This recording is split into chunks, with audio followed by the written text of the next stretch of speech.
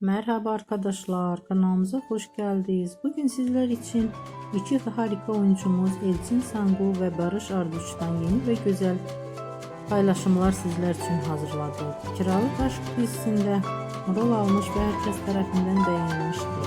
Biz de sizler için onların güzel ve romantik karelerini hazırladık. Bu videoların devamlı gelmesini istiyorsanız kanalımıza abone olup yorum yazmayı unutmayın.